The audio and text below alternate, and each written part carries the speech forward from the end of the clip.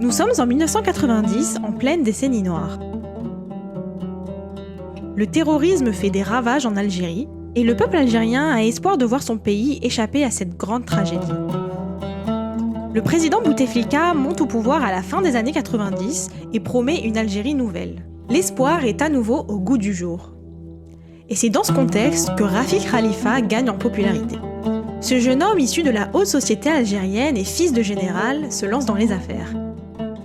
Mais ses ambitions cachent un côté sombre. Des soupçons autour de son argent se créent et petit à petit vont venir l'étouffer jusqu'à mener à sa fin tragique. Enfin, pas si tragique, il est encore en vie, mais vous voyez ce que je veux dire. Voici donc l'histoire du plus grand escroc que l'Algérie ait connu.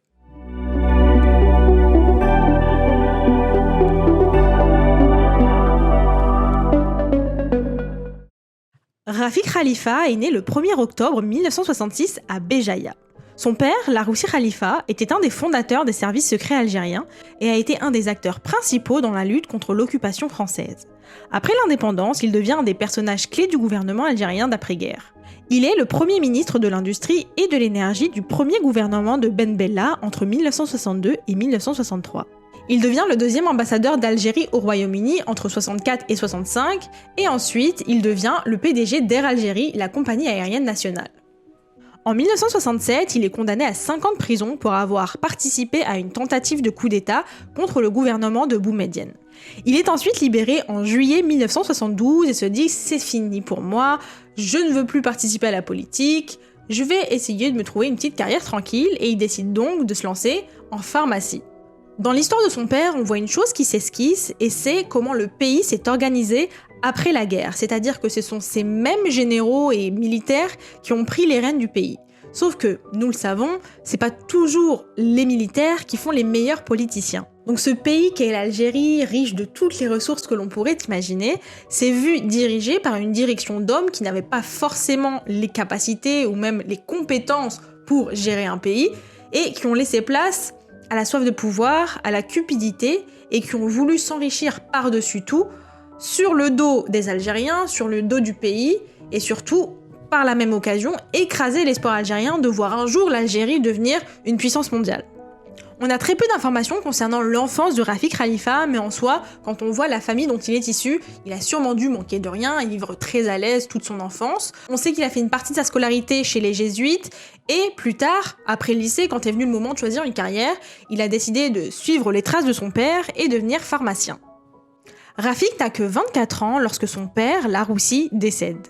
Cette perte tragique survient en 1990 et coïncide avec le début d'une période que très peu de personnes arrivent à concevoir, et c'est la décennie noire.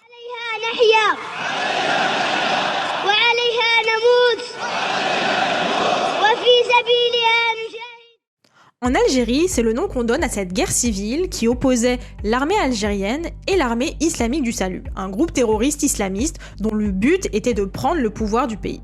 C'est une période extrêmement violente qui voit plus d'une centaine de milliers de personnes mourir, des milliers disparaître et près d'1 million qui décident de fuir le pays. À ce moment-là, on ne peut que imaginer et tenter d'imaginer ce que les Algériens devaient vivre. Imaginer devoir repenser à 2 fois avant de se dire « Ok, je vais aller faire mes courses à telle heure parce que je risque de mourir ». Imaginez des collégiens, des lycéens qui se disent « En allant à l'école, il y a moyen que je vois quelqu'un mourir ou qu'on nous attaque ». Enfin, c'est inconcevable. Je n'arrive à l'imaginer que parce que mes proches l'ont vécu et me racontent ces histoires-là. C'est juste horrible. Mais comme dans tout pays qui vit une crise de la sorte, il y a toujours une partie de la population, vraiment une minorité, qui s'en sort plus que les autres. Et Rafik Khalifa fait partie de ces personnes. Donc lorsque les Algériens vivaient dans l'incertitude, Rafik, lui, fils d'un ancien militaire, vivait protégé et un peu déconnecté des réalités de son pays. Et donc il profite de cette sécurité pour se concentrer sur ses affaires. Il reprend la pharmacie de son père et a un seul objectif, en faire la plus grande société pharmaceutique d'Algérie. Alors, réalistiquement, comment est-ce qu'on fait ça ? Il faut se dire que là, l'Algérie n'est indépendante que depuis une trentaine d'années, et avant ça, la France avait le monopole sur toutes les industries. Donc après la guerre, tout reste à reconstruire. Donc dans ce contexte, l'Algérie n'est pas du tout productrice de pharmaceutiques, ou encore les très peu, et ils importent les médicaments d'Europe et d'autres pays, ce qui rend le fait de s'acheter des médicaments très très chers. Donc Rafik décide de s'attaquer à ce marché-là et il commande des médicaments de base comme l'aspirine, la vitamine C, etc., des trucs dont on a souvent besoin, auprès d'industriels indiens et chinois pour les conditionner lui-même dans ses ateliers, ce qui réduira énormément les coûts pour la société algérienne. Évidemment, ça marche bien et dans la foulée de cette réussite, il crée KRG Pharma, un laboratoire de médicaments génériques et miracle, il obtient la première autorisation par le ministère de la Santé de vendre ces médicaments sur le marché ouvert. Et ça peut vous sembler anodin cette histoire, et alors s'il vend des médicaments ? Et alors s'il a obtenu la première autorisation par le ministère de la Santé de vendre ces médicaments sur le marché privé ? Et alors ? Et alors c'est que le gouvernement algérien n'est pas du tout ouvert au privé. On parle d'un gouvernement qui est très secret, qui est très frileux du marché privé de manière générale. Il préfère développer les institutions publiques, tout est public, tout est géré par l'État, tout est vraiment capitonné, il n'y a rien, tu peux pas rentrer. Donc la bonne question à se poser ici, c'est comment est-ce que ça se fait que ce soit Rafik Khalifa, parmi tous les gens d'Algérie, qui ait reçu la toute première autorisation de produire et vendre des médicaments en Algérie ? Et la réponse, je vais vous la donner parce que je suis une âme charitable, et c'est chut, arrêtez de poser des questions, parce que sinon, on va tous mourir si on commence à nommer des gens du gouvernement. Chut. Mais plus sérieusement, on verra dans son histoire à Rafik que tous ses succès et tous ses exploits sont accompagnés d'autorisations extraordinaires qui doivent sûrement relever soit du miracle, soit, plus réalistiquement, du piston. Donc imaginez un peu le personnage. Rafik Khalifa, il est dans sa vingtaine, il est jeune, il est riche, il est bien connecté, il est beau ? Est-ce qu'on peut dire qu'il est beau ? Je sais pas. Bref, il est on top, il est au sommet. Il est en mode fast life comme on dit, genre les choses vont pas assez vite pour lui, il a une vision qu'il souhaite à tout prix concrétiser et pour ça, il a besoin de financement. Il se tourne vers des banques pour pouvoir demander des prêts qui financeront les entreprises qu'il rêve de créer, sauf que comme nous tous, il se heurte à la lenteur du système bancaire, et surtout le système bancaire algérien. Parce que s'il y a bien un truc que la France a laissé en Algérie, c'est cette horreur qu'est la bureaucratie. Donc tu mets 50 ans à recevoir des rendez-vous, quand t'as un rendez-vous, il se peut qu'on n'accepte pas ton dossier, ou quand tu déposes ton dossier, on te répond 50 ans plus tard, ou jamais. Donc juste, c'est mortel. Donc à sa place, toi, quand on te refuse comme ça, qu'est-ce que tu fais ? Est-ce que t'abandonnes ? Tu rentres chez toi ? Tu pleures ? Tu fais une sieste ? Qu'est-ce que tu fais ? Et quand tu t'appelles Rafik, tu fais rien de tout ça. Au contraire, tu te dis, tu sais quoi ? Si vous me refusez tous, je vais créer ma propre banque.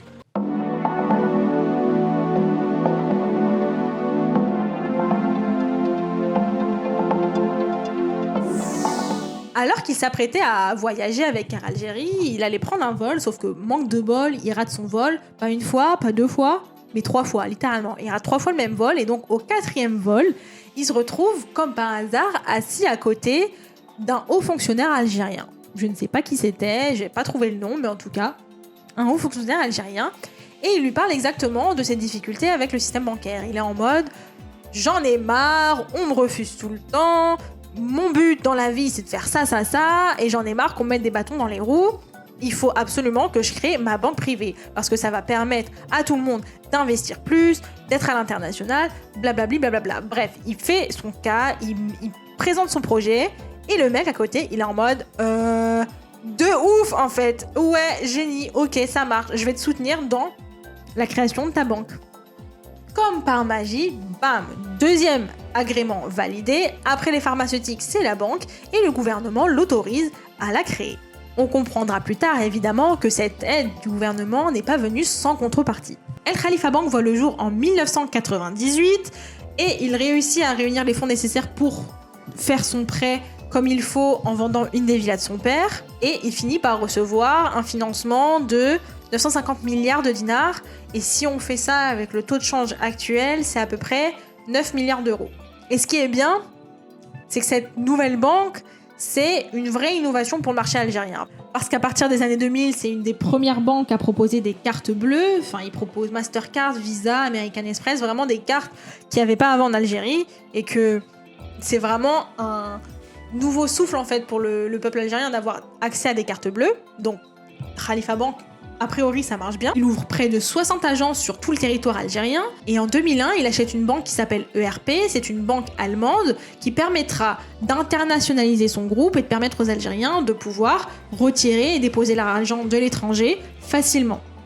Et ça marche super bien parce que rien que dans la filiale française, tous les dépôts collectifs montaient à peu près 3 milliards d'euros. Ce qui est énorme parce que c'était vraiment que les fonds de la diaspora algérienne en France à l'époque.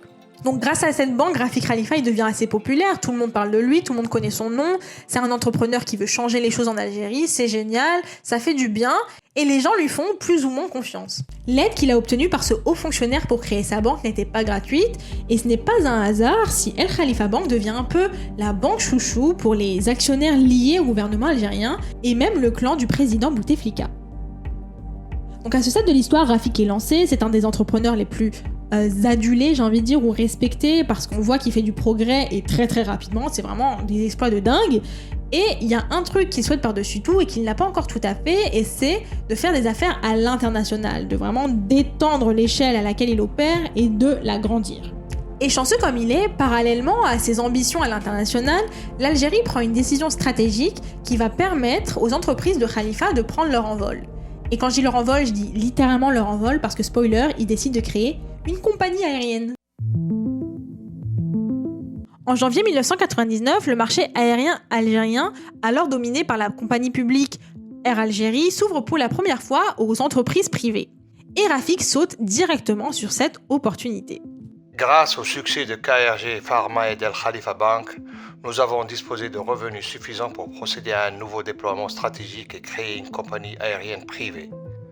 En tant qu'homme d'affaires, je voyais qu'il était devenu de plus en plus difficile de voyager en Algérie et de rejoindre le reste des grandes villes du monde. On a loué notre premier avion chez Airbus, qui nous a aidés et qui a cru en nous. L'entreprise commence rapidement à desservir une multitude de destinations, principalement des capitales moyen-orientales ou des destinations en France, comme Lyon, Toulouse ou Marseille. Il opère également sur le marché intérieur algérien et mine de rien, Khalifa Airways commence à cultiver une réputation assez sérieuse, puisqu'elle est connue pour sa ponctualité, la facilité avec laquelle c'est de réserver un billet, parce qu'un système centralisé, mine de rien, à l'époque, c'était vraiment le feu. Ils servent aussi des plats de dingue, apparemment, et le tout englobé dans un prix ultra attractif.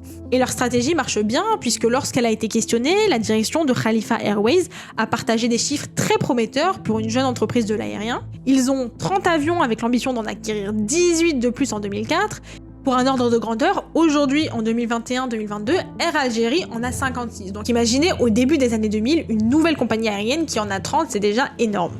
Ils transportent également 800 000 passagers par an versus les 3 millions d'Air Algérie, donc ils les rattrapent assez rapidement. Et ils affichent un chiffre d'affaires de 2,4 milliards de francs. Donc a priori, ils affichent une croissance de dingue, et lorsque la direction de Khalifa Airways est questionnée, ils disent que tout roule sur des roulettes. Sauf que les professionnels de l'aérien ne sont pas si bêtes que ça, et ils commencent un peu à questionner l'entreprise. Comment est-ce que ça peut être aussi rentable? Parce que nous, professionnels de l'aérien, nous savons que vous n'avez pas toutes les autorisations de desserte pour votre flotte. Ça veut dire que sur vos 30 avions, tous ne sont pas autorisés à voler. Vous devriez pas être en train de perdre genre des dizaines de millions d'euros par an normalement, hein? Répondez. C'est vrai ou pas? Et surtout, pourquoi est-ce que vous n'avez aucun document officiel qui prouve les chiffres que vous nous partagez? C'est une entreprise complètement opaque. Tous ces murmures naissants autour de son entreprise ne dérangent pas du tout Rafik, puisque lui, il est vraiment à fond dedans en fait, il est en train de construire son empire, il s'en fout un peu de ce que racontent les gens, et même si on le questionne, il s'en fout un peu et il répond jamais.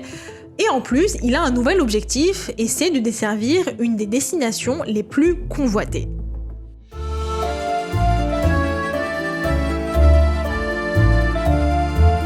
Pour ceux qui, comme moi, ne connaissent rien du domaine aérien, il faut savoir un truc. Tu peux pas juste desservir les villes que tu veux. Tu peux pas juste, en tant que compagnie aérienne, demander à recevoir rapidement. En tant que Khalifa Air, tu peux pas juste demander à desservir Paris et l'obtenir comme ça du jour au lendemain. Surtout quand c'est une ville comme Paris où c'est un trafic énorme chaque jour. Mais le truc, c'est qu'on est au début des années 2000 et Air France est toujours à l'arrêt pour ce qui est de la desserte de Paris et Alger depuis les attentats de 1994. 113 personnes, dont 40 Français, sont toujours bloquées dans l'air vide d'Air France, immobilisées depuis maintenant 32 heures sur l'aéroport d'Alger. Un avion à destination de Paris serait actuellement bloqué sur l'aéroport d'Alger, entouré d'hommes armés. Les années de terrorisme ont fortement perturbé le trafic aérien entre la France et l'Algérie. Et en 1994 a eu lieu la prise d'otage du vol 89-69 d'Air France. Air Algérie reste la seule compagnie aérienne qui fait la desserte de Paris à Alger et a essayé de transporter les 800 000 personnes qui font le trajet chaque année. Ça pour Khalifa, c'est un peu la poule aux œufs d'or, il veut à tout prix avoir une petite part de ce butin-là, mais en tant que jeune compagnie aérienne, ça lui reste inévitablement complètement inaccessible. Mais maintenant, on commence à le comprendre, le petit Rafik. On sait comment son esprit travaille. Un refus pour lui, c'est juste hors de question. Et donc, il va tout faire pour trouver une solution afin de réussir à desservir Paris. Mais heureusement pour lui, il y a une compagnie aérienne qui est déjà autorisée à voler à Paris, mais qui ziote la destination d'Alger. Air Liberté, vous ne pouvez pas mieux choisir. Air Libre, c'est la deuxième compagnie aérienne française qui, à l'époque, n'a juste jamais réussi à solidifier son statut aux côtés d'Air France. C'est le fruit d'une fusion entre Air Outre-mer et Air Liberté, qui étaient deux compagnies aériennes qui galéraient grave, et malheureusement la fusion des deux c'était pas mieux parce que Air Libre galérait tout autant. Donc ils se disaient, ok, on va essayer de desservir Alger parce que c'est une destination à fort potentiel, il n'y a pas énormément de gens dessus, surtout depuis qu'Air France a arrêté de la desservir. Donc c'est le mariage parfait puisque Air Libre est autorisé à voler à Paris et Khalifa Airways est autorisé à voler à Alger. Le problème avec ce partenariat plutôt légitime entre Air Libre et Khalifa Airways est arrivé trop tard. Ça veut dire qu'avant de trouver cette solution, Rafik a travaillé des mois pour trouver une solution pour essayer de desservir Paris. Lorsqu'il faisait ses affaires exclusivement en Algérie, Rafik il opérait un peu en terrain conquis. C'est un fils d'un ancien militaire et donc dans un pays où c'est l'armée qui gère tout le pays et toutes les affaires du pays, ça ouvre pas mal de portes. Donc il était habitué à faire les choses un peu par la porte arrière et à faire jouer son piston pour obtenir les bonnes autorisations en échange de quelques aides accordées à ces personnes qui l'aident en retour. Et donc quand il est arrivé à Paris, je pense qu'il a eu un peu un choc, Rafik, en se disant « Waouh, purée, genre le marché il est vraiment beaucoup plus énorme qu'à Alger » et puis là il connaissait presque personne. Il peut plus faire jouer son piston, il y a du piston dans les affaires à Paris, sauf que c'est pas dans les sphères auxquelles il appartient, parce que lui il est nouveau, il est un peu étranger à Paris, et donc il commence un peu de zéro. Et donc je pense que Rafik commence à être frustré de ça, il est en mode purée, genre je connais personne, y a personne pour m'aider, et donc c'est beaucoup plus compliqué. Sauf que Rafik il a pas honte de demander, et je pense que même il a oublié que ça se faisait pas en fait de demander trop de choses. Donc dans sa conquête de Paris, il s'est rendu un peu trop visible. Lorsqu'il a voulu demander l'agrément afin de desservir Charles de Gaulle, un des aéroports de Paris, auprès du ministre des Transports, il a dû se rapprocher d'un cabinet de conseil pour essayer de demander comment ça se passe et de juste avoir de l'aide tout simplement. Le conseiller qui a été attribué à cette affaire s'attendait à ce que ce soit un rendez-vous comme les autres et qui s'entretiennent avec une compagnie aérienne comme les autres afin de les aider, sauf qu'il s'attendait absolument pas à se retrouver dans un des restaurants les plus chics de Paris pour avoir une conversation qui lui était complètement étrangère. Quand quelqu'un se présente pour une société avec une telle surface, on s'attend à une équipe costaud. Ils sont arrivés à 6. Le plus âgé n'avait pas 30 ans. Aucun appareil à faire. La seule chose qui les intéressait, c'était un carnet d'adresses, décrocher des appuis. Une question revenait sans cesse. Et au ministère de l'Intérieur ou à la présidence, vous avez une touche ? Ils m'ont raconté avoir payé un intermédiaire 50 000 francs pour avoir un rendez-vous avec le ministre des Transports. J'étais soufflé par leur méconnaissance totale de l'aérien. Quand on démarche pour un agrément, on obtient de toute façon un rendez-vous. Donc tout de suite, Khalifa Airways montre le ton aux professionnels de l'aérien français. C'est une société qui fait tout simplement pas les choses dans les règles. Et ça se voit même dans le fonctionnement de l'entreprise. Il travaille avec des fournisseurs français qui petit à petit commencent à voir des choses bizarres. Du fait que par exemple Khalifa Airways demande à ce que les achats soient faits sans bon de commande, sans devis et sans facture, donc tout dans l'anonymat. Encore une fois, c'est une société complètement opaque. Ou bien il voit que en fait, ils cherchent pas du tout à négocier les contrats, ils sont un peu en mode en train de jeter de l'argent par les fenêtres. Ils achètent les avions à prix direct, quoi, alors que n'importe qui essaye un peu de négocier, surtout dans des deals aussi élevés et aussi chers que le fait d'acheter des avions. Ils voient aussi qu'ils prennent n'importe quel personnel, et en plus, quand tu vois le personnel de Khalifa Airways, tu commences à comprendre, au fur et à mesure du temps, que ce sont juste des membres de familles haut placés en Algérie. Et petit à petit, ce qui est drôle, c'est que Khalifa Airways commence à cultiver un peu un surnom, et au lieu de s'appeler Khalifa Airways, c'est un peu genre la compagnie des fils et des filles d'eux. Mais les plus gros soupçons qui continuent d'exister autour de cette entreprise restent de la même nature. D'où vient l'argent ? Comment est-ce que cette entreprise fait pour tenir encore ? Parce que ce qui frappe les experts, c'est que presque toute la flotte de Khalifa Airways est stationnaire, ne quitte jamais l'aéroport d'Alger. Et comme tous les experts de l'aérien vous le diront, pour pouvoir rentabiliser une société aérienne, il faut pouvoir voler au minimum 15 heures par jour, chose que Khalifa Airways n'atteint même pas de moitié. This just in, you are looking at obviously a very disturbing live shot there. That is the World Trade Center, and we have unconfirmed reports this morning of an explosion. Encore plus troublant, c'est qu'après les événements du 11 septembre, toutes les compagnies aériennes revoyaient à la baisse leurs commandes d'avions. Parce qu'évidemment, ça a choqué tout le monde, et plus personne voulait prendre l'avion à cette époque-là. Sauf que Rafik est le seul à avoir maintenu sa commande de 18 Airbus. Alors pourquoi réaliser cet achat alors que de l'aveu même de Rafik, 60% de sa flotte est stationnaire? D'où vient l'argent qui alimente ces extravagances entrepreneuriales?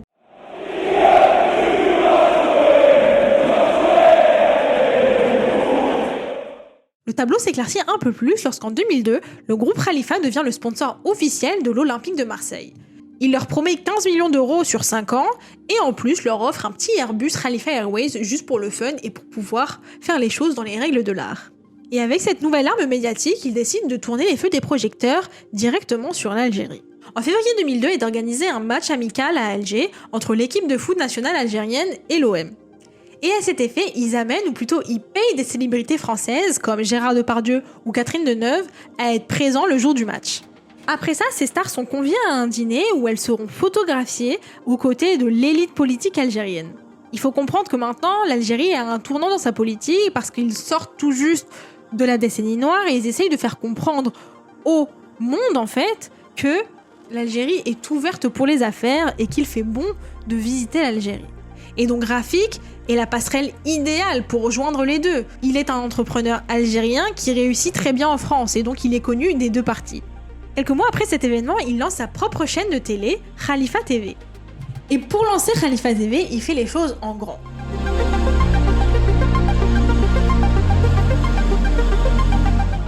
On est à Cannes et c'est l'été 2002, alors déjà ça fait plaisir. Ensuite, il vient tout juste d'acheter un ensemble immobilier de villas, donc 3 villas, au prix de 37 millions d'euros. Alors que de base, ça n'en valait que 16. Mais bon, il s'est dit, why not payer le double, voire le triple de trucs, quoi. Franchement, c'est Khalifa, il fait les choses comme il veut, laissez-le tranquille, il est riche. Donc il achète 5000 m² de villas à Cannes, 2 piscines, une couverte et une extérieure. Et le jour de cette soirée, tu peux voir autour de ces piscines les plus grandes stars du monde entier. Sting, Bono, Pamela Anderson, Gérard Depardieu, parce que lui il est là tout le temps. Vraiment, que demande le peuple? Khalifa là, il a enfin percé. Il est enfin arrivé à sa destination. Lui qui, juste un peu avant, se retrouvait à Paris à faire des affaires là où personne ne le connaissait et à devoir demander vraiment à droite à gauche à essayer de desservir Paris, maintenant, il était connu de tous. Presque. Parce qu'en vrai, il les a payés pour être là. Il les a payés pour être là. Le pauvre, il n'arrive pas à se faire d'amis.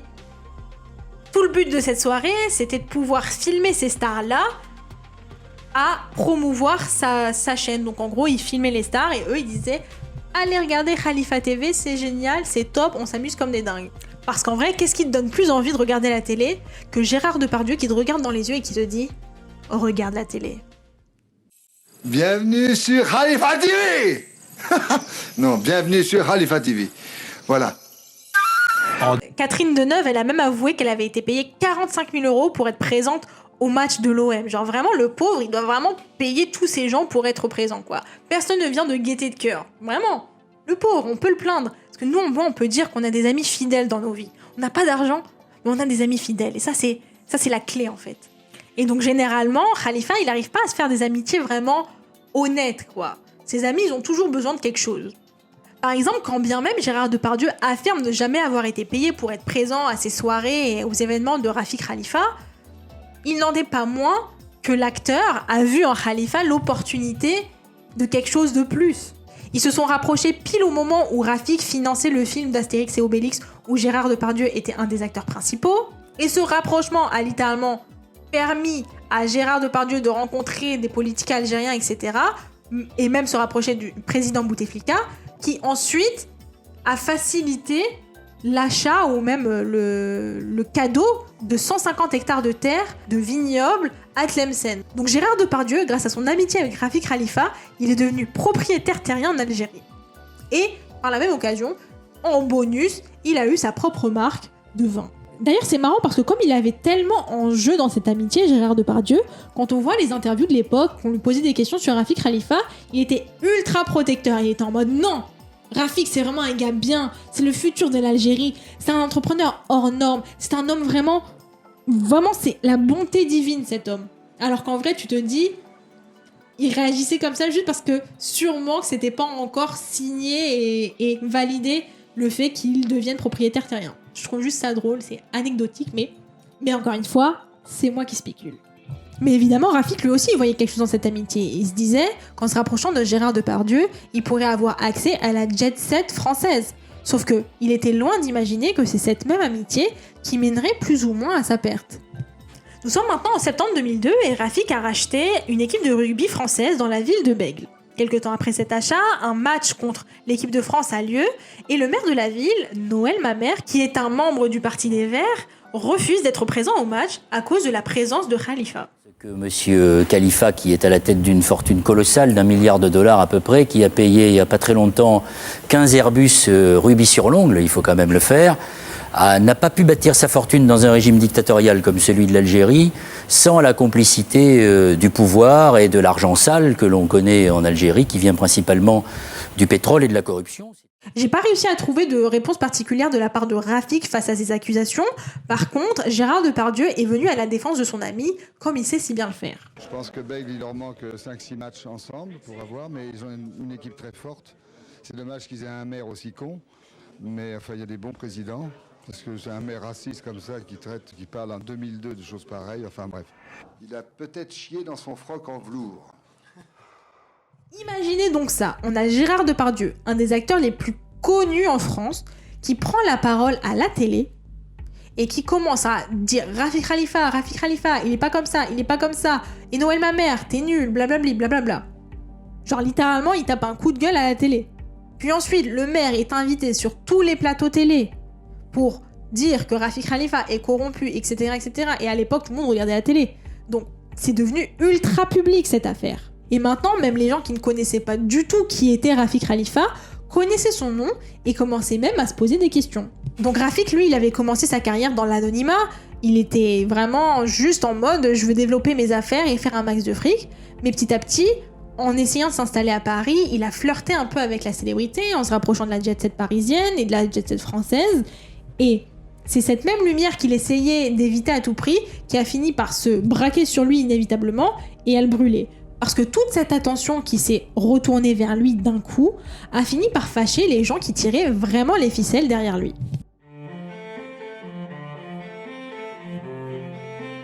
Seulement un mois après tous ces événements médiatiques, en novembre 2002, des flux suspects venant de Khalifa Bank sont détectés par la Banque d'Algérie et ils coupent immédiatement tous les flux bancaires et tous les virements bancaires d'El Khalifa Bank.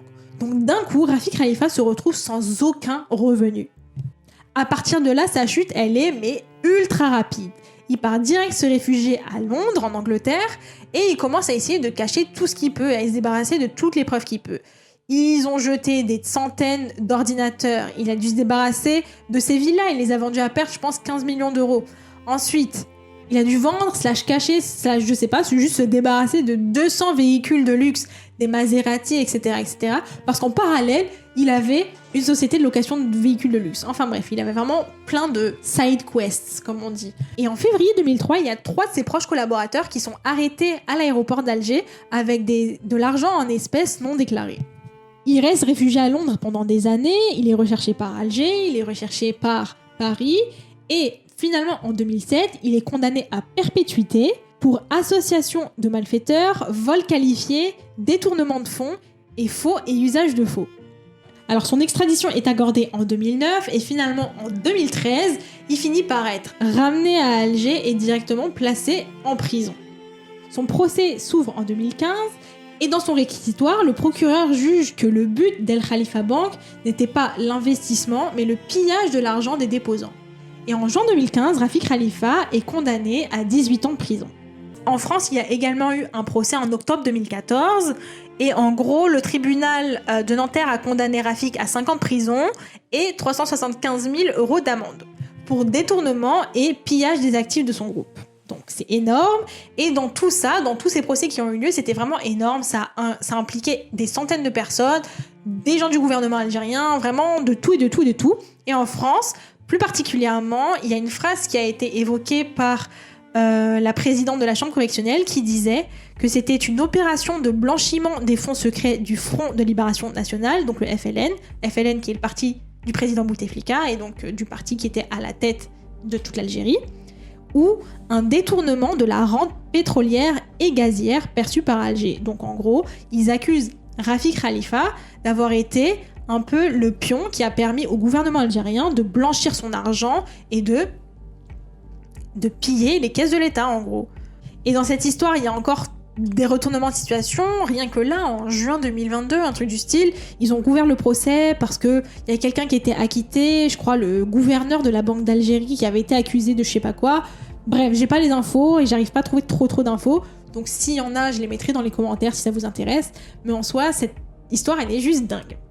Donc en gros, qui était Rafik Khalifa ? Ça, c'est la question. Qui est ce mec ? Je pense que la meilleure conclusion qu'on puisse faire, c'est que c'était un homme d'affaires algérien qui était idéalement placé pour blanchir l'argent du gouvernement. Et lorsque il a attiré trop l'attention des médias et que les soupçons autour de son argent sont devenus inévitables, ces mêmes personnes qui l'ont placé au sommet sont ces mêmes personnes qui ont causé sa perte. Dans tout ça, moi j'ai de la peine pour tous les gens qui avaient déposé leur argent dans El Khalifa Bank. On estime qu'il y a entre 1,5 et 4 milliards de dollars qui ont disparu de la banque et la quasi-totalité des personnes ne pourront pas récupérer cet argent. Certaines personnes étaient assurées et d'autres, ça dépend des montants qu'ils avaient, n'ont pas pu les récupérer et ne les récupéreront probablement jamais. Et l'histoire de Khalifa, pour moi, c'est pas juste l'histoire d'un escroc algérien, pour moi c'est pire encore. C'est l'histoire d'un escroc algérien publiquement reconnu et qui en cache encore des centaines d'autres qui restent aujourd'hui complètement anonymes.